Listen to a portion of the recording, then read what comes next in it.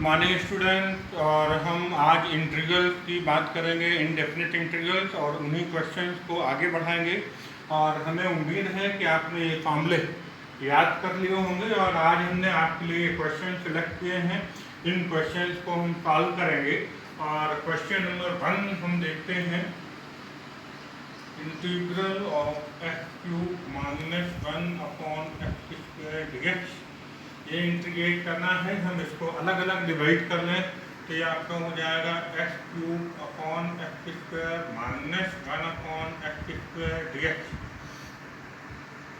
And this implied, ये divide होने के बाद x हो जाएगा और इसको हम कर लें x⁻² dx।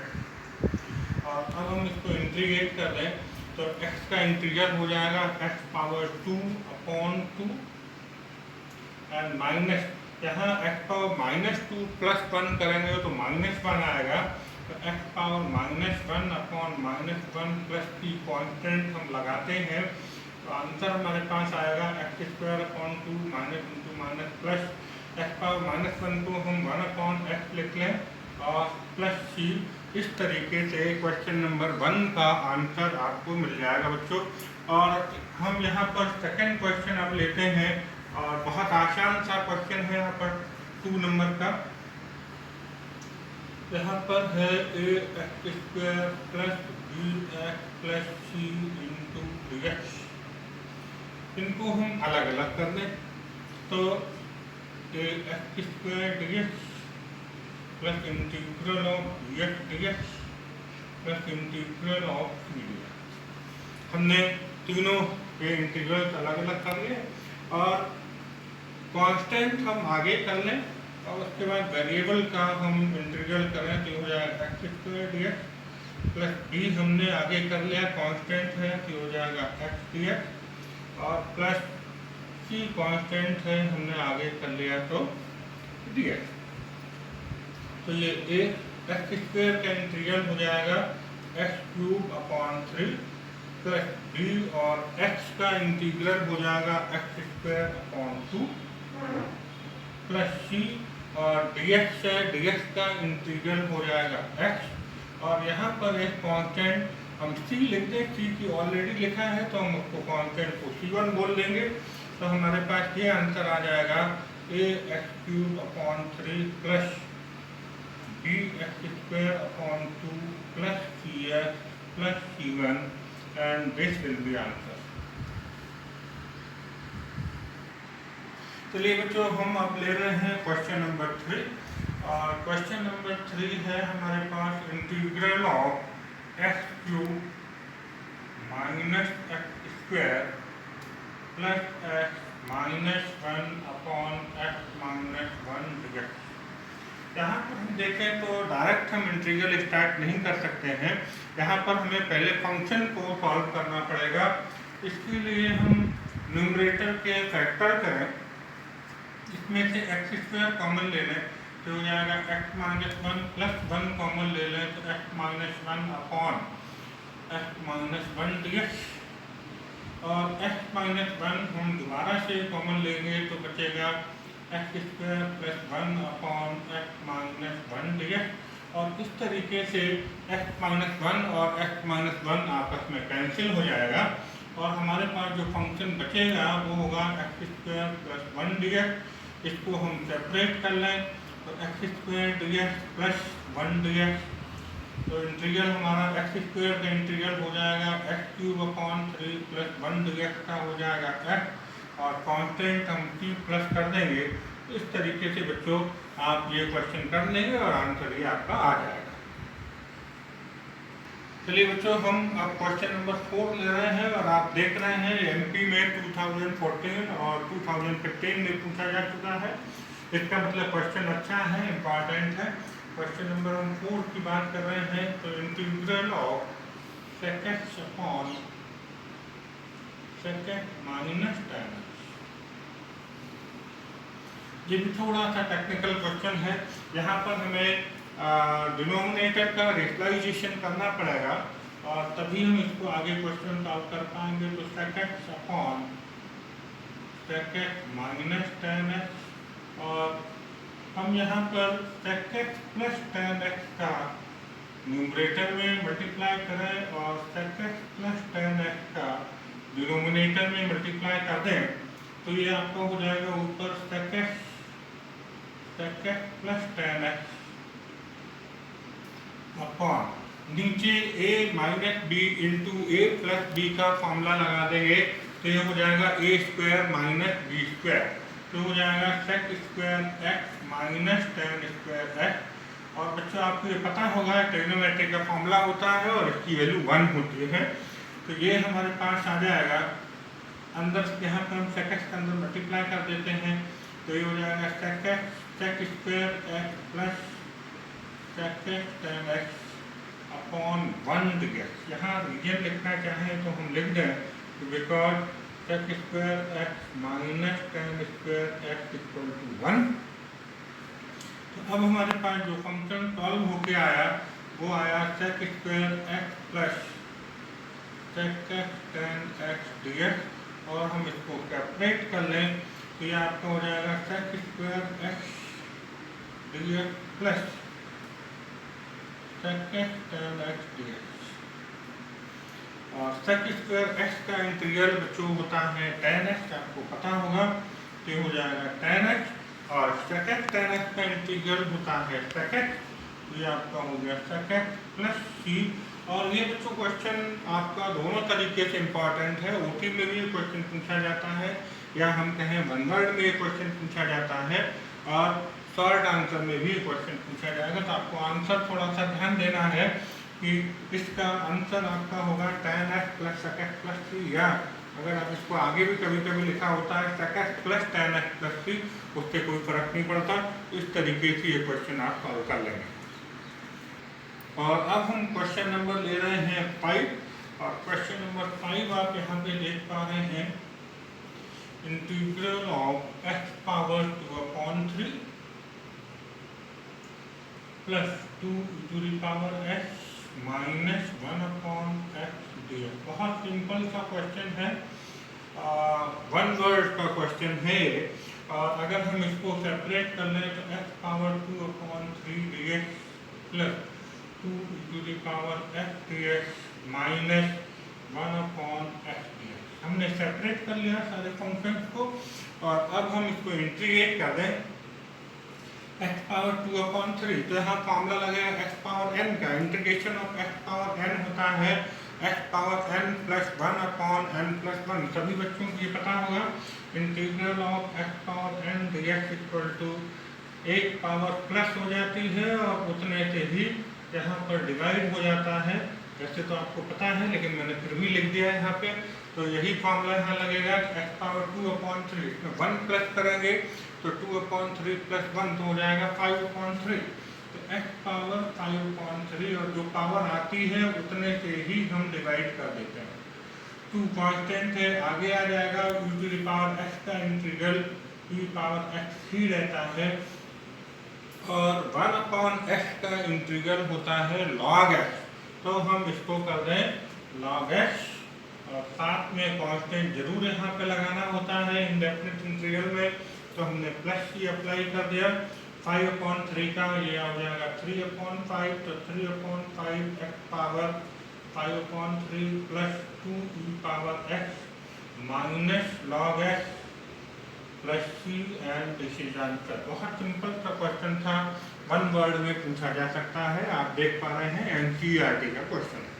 क्वेश्चन नंबर 6 बच्चों बहुत सिंपल है, इम्पॉर्टेंट भी है और ये एज ए ओटी क्वेश्चन भी पूछा जाता है और शॉर्ट आंसर में तो पूछ ही जा सकता, नो प्रॉब्लम। सिंपल सा लेकिन अच्छा सा क्वेश्चन है। क्वेश्चन नंबर 6 की अगर हम बात करें तो integral of sec x under bracket sec x plus tan x, ये बहुत आसान क्वेश्चन है। तो अगर हम ब्रैकेट के अंदर मल्टीप्लाई करते हैं तो हो जाएगा sec square x plus sec tan x dx। Multiply कर दिया हमने sec x के अंदर और अब हम दोनों फंक्शन अलग अलग करना है। Integral of sec square x dx plus integral of sec tan x dx। Definitely आपको दोनों के फॉर्मूले मालूम होंगे, फार्मूले आपने हर हालत में याद होने चाहिए। अगर फार्मूले याद नहीं है तो फिर क्वेश्चन करने में आपको दिक्कत आ सकती है। तो सेक स्क्वायर एक्स का फार्मूला होता है tan x इंटीग्रल और सेक स्क्वायर tan x, और सेक एक्स tan x का इंटीग्रल होता है सेक एक्स और प्लस कांस्टेंट हम यहाँ अप्लाई करते हैं। इस तरीके से ये बहुत आसानी से क्वेश्चन हम कर लेते हैं। क्वेश्चन नंबर 7 भी ले लेते हैं। एमपी 2015 में आया है तो डेफिनेटली 2 मार्क्स या 1 मार्क्स में आया होगा। और हम इसको अगर सॉल्व करें तो 1/1 प्लस cos 2x, ठीक है। तो यहाँ हम डिनोमिनेटर को सॉल्व कर लेंगे। 1 प्लस यहाँ cos 2x का फॉर्मूला लगाते हैं जिससे 1 से 1 कैंसिल हो जाए, तो ये हो जाएगा 2 cos स्क्वायर x माइनस 1 से 1 कैंसिल हो जाएगा। 1/2 कांस्टेंट होगा, बाहर कर लेंगे 1/2 1/cos स्क्वायर x dx और 1/cos स्क्वायर x को हम सेक स्क्वायर x लिख दें तो हो जाएगा सेक स्क्वायर x dx। और सेक स्क्वायर x का इंटीग्रल बच्चों क्या होता है, tan x होता है। तो हम इसको लिख देंगे tan x और कांस्टेंट हम जरूर यहाँ अप्लाई कर देंगे तो प्लस c। और इस तरीके से आप ये क्वेश्चन भी सॉल्व कर लेंगे। तो हमने लिया है क्वेश्चन नंबर 8 और ये देखिए इसमें है फंक्शन समझ गए हैं sec square x upon cos sec square x दिया। तो डेफिनेटली फर्स्ट इंप्रेशन में तो लग रहा है इसमें क्या करना चाहिए क्या नहीं करना चाहिए। तो सबसे पहला काम हम करें कि इसको साइन और कॉस में कन्वर्ट कर लें। तो सेक स्क्वायर एक्स को हम लिखते हैं 1/cos स्क्वायर एक्स और cos स्क्वायर एक्स को लिखते हैं 1/sin square x. Definitely sin square x ऊपर पहुंच जाएगा तो ये हो जाएगा sin square x upon cos square x dx and sin square x upon cos square x tan square x हो जाएगा बच्चों। तो ये आपको हो जाएगा tan स्क्वायर एक्स dx। लेकिन tan स्क्वायर एक्स का इंटीग्रल डायरेक्ट कुछ नहीं होता है तो इसको हमें सेक स्क्वायर में बदलना पड़ेगा। तो हम लिख देंगे sec square x minus 1 dx। और अब हम इसको बड़े आसानी से कर लेंगे। सेक स्क्वायर एक्स अलग अलग कर लेते चलिए इस फंक्शन को। Sec square x dx minus 1 dx। Sec square x का इंटीग्रल हो जाएगा tan x और 1 का dx के रेस्पेक्ट में इंटीग्रल हो जाएगा x। कांस्टेंट ऐड कर देंगे। इस तरीके से ये हमारा क्वेश्चन सॉल्व हो जाएगा। बच्चों हमने लिया है क्वेश्चन नंबर 9 और आप देख रहे हैं ये एनसीईआरटी बुक का क्वेश्चन है और साथ में सीबीएसई 2013 में पूछा गया है। क्वेश्चन इंपॉर्टेंट है, देखिएगा और आसान है करने में। क्वेश्चन नंबर 9 हम लेते हैं और इसमें फंक्शन है cos 2 theta minus cos 2 alpha upon cos theta minus cos alpha. लेकिन हमें इसको थीटा के रेस्पेक्ट में इंटीग्रेट करना है। तो यहाँ पर हम cos 2 थीटा का फॉर्मूला लिख दें 2 cos स्क्वायर थीटा माइनस 1 और cos 2 अल्फा का फॉर्मूला लिख दें तो 2 cos square alpha minus 1 upon cos theta minus cos alpha D theta. इसको हम सॉल्व करें तो 2 cos square theta minus 1 minus 2 cos square alpha minus into minus plus हो जाएगा upon cos theta minus cos alpha D theta. 1 से 1 हमारा cancel हो जाएगा। 2 हम कॉमन ले लें तो अंदर बचेगा cos square theta minus cos square alpha upon cos theta minus cos alpha D theta. और अब हम यहाँ देखें तो न्यूमरेटर का हम फैक्टर कर लें a square minus B square के फॉर्मूले से a minus b into a plus b. 2 हम बाहर ले लें तो ये आपको हो जाएगा cos theta minus cos alpha into cos theta plus cos alpha upon cos theta minus cos alpha into D theta. cos theta minus cos alpha ये ब्रैकेट कैंसिल हो जाएगा। 2 integral of cos theta plus cos alpha D theta. अगर हम इन दोनों function को अलग अलग कर लें तो ये हो जाएगा cos theta D theta plus integral of cos alpha D theta. तो 2 कॉस थीटा का इंटीग्रल होता है साइन थीटा डी थीटा के रेस्पेक्ट में, और यहाँ पर थीटा के रेस्पेक्ट में जब हमें इंटीग्रल करना बच्चे, ये ध्यान देने वाली बात है, टेक्निकल बात यहाँ पे आ रही है, यहाँ पर मिस्टेक आपके हो सकती है। हम यहाँ देख रहे हैं कि हमें इंटीग्रल कॉस अल्फा का इंटीग्रल करना है थीटा के रेस्पेक्ट में। Then in this case cos alpha stated as a constant, इसको कांस्टेंट माना जाएगा कॉस अल्फा को, तो डी थीटा का इंटीग्रल थीटा होगा। इस बात का आपको यहाँ ध्यान रखना है। तो ये आएगा कॉस अल्फा वैसे ही रहेगा और डी थीटा की इंटीग्रल हो जाएगा थीटा, और यहाँ हम कहते हैं प्लस सी। ये हमारा आंसर आ जाएगा यहाँ पे साइन थीटा प्लस थीटा, हम आगे लिख देते हैं कॉस अल्फा प्लस सी, और ये इस क्वेश्चन का आंसर होगा। चलिए बच्चों, हमने क्वेश्चन नंबर 10 लिया है और ये भी छोटा सा क्वेश्चन है, एनसीईआरटी का क्वेश्चन है। तो देखिए जरा, इसको हम फंक्शन को थोड़ा सा सॉल्व करें, सेपरेट कर लें। तो 1/cos square x minus sine x upon cos square x dx.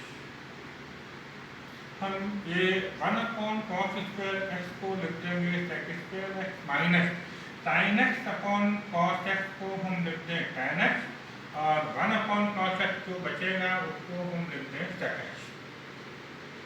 बहुत आसान हो गया ये क्वेश्चन।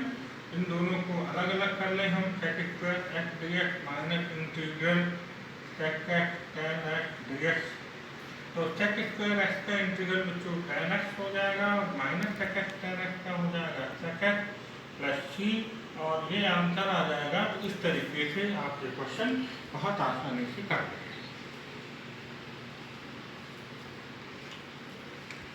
चलिए बच्चों, हम अब क्वेश्चन नंबर 11 ले रहे हैं आपके लिए, और देखिए जरा, यहाँ पर फंक्शन हमें दिया है 1/√x plus A plus √x plus B DX. तो हम इस यहाँ पर डिनोमिनेटर दिया है और डिनोमिनेटर को हम यहाँ रेशनलाइज कर लें, तो हमें मल्टीप्लाई करना पड़ेगा न्यूमरेटर और डिनोमिनेटर में। प्लस साइन है यहाँ पर बीच में, तो माइनस साइन लेके हम मल्टीप्लाई कर दें, तो minus plus B upon √x plus A minus √x plus B दिए। तो यहाँ हम देखें तो ऊपर हमारे पास आएगा √x plus A minus √x plus B upon ये a plus B into A minus B का फॉर्मूला लगेगा, तो A square minus B square हो जाएगा। और यहाँ पर अंडर रूट लगा है, तो अंडर रूट का स्क्वायर होकर अंडर रूट हट जाएगा, minus X plus B DX. ये हमारे पास आएगा √x plus A minus √x plus B upon x plus A minus X minus B DX. यहाँ हम देख रहे हैं कि हमारे पास न्यूमरेटर में x plus A minus √x plus B upon x से x कैंसिल होकर a माइनस बी बचा है, और a माइनस बी कांस्टेंट है, हम बाहर ले लेते हैं इसको, और यहाँ पर हम फंक्शन अलग कर देते हैं, और अंडर रूट का मतलब होता है पावर 1/2, तो हम इसको लिख लें x प्लस ए power 1/2 DX minus X plus B power 1/2 DX. दोनों फंक्शन को हमने अलग अलग कर लिया है, तो 1/a माइनस बी, और पावर 1/2 है तो प्लस 1 होगा, 1/2 प्लस 1 3/2, और 3/2 से ही हम डिवाइड कर देंगे, ये आपका हो जाएगा x प्लस ए पावर 3/2 अपॉन 3/2 माइनस। इसी तरीके से ये हो जाएगा, तो x plus B power 3/2 upon 3/2 plus constant की लग जाएगा, तो हो जाएगा 1/a माइनस बी, और ये 2/3 हो जाएगा, ऊपर जाएगा तो 2/3 x प्लस ए power 3/2 -2/3 s plus b power 3/2 plus c। यहाँ से हम 2/3 कॉमन ले सकते हैं, बाहर आ जाएगा तो 2/3 a minus b s plus a power 3/2 minus s plus b power 3/2 plus p। और ये बच्चों हमारा यहाँ पर फाइनल आंसर हो जाएगा। तो इस वीडियो में हमने आपको सिर्फ और सिर्फ बेसिक क्वेश्चंस ही कराए हैं, फंडामेंटल क्वेश्चंस हैं, वन ज़्यादातर ओटी क्वेश्चन हैं या वन वर्ड क्वेश्चन है, मतलब वेरी शॉर्ट आंसर क्वेश्चन है ये, और 1 मार्क्स या 2 मार्क्स में पूछे जाएंगे। ऐसा इसमें कोई क्वेश्चन नहीं है जो 4 मार्क्स 5 मार्क्स में पूछा जाए, लेकिन बेसिक क्वेश्चंस हैं। इन क्वेश्चन की मदद से आप फार्मूला अप्लाई करना सीखे हैं कि किस तरीके से हम फार्मूला अप्लाई करें, और कोई फंक्शन हमारे पास दिया है तो उसका इंटीग्रेशन कैसे होगा। और हम उम्मीद करते हैं कि आपने फार्मूले याद कर लिए होंगे जो मैंने बताए थे, और अगर आप अभी तक नहीं कर पाए हैं तो फार्मूले ज़रूर याद कर लें, और फार्मूले याद करने के बाद उनको एक बार आप अपने रजिस्टर में लिख के देख लें। और अगर फार्मूले आपको याद हो जाते हैं देन आगे का इंटीग्रेशन का पार्ट आपको बहुत आसान लगेगा करने में। Thank you.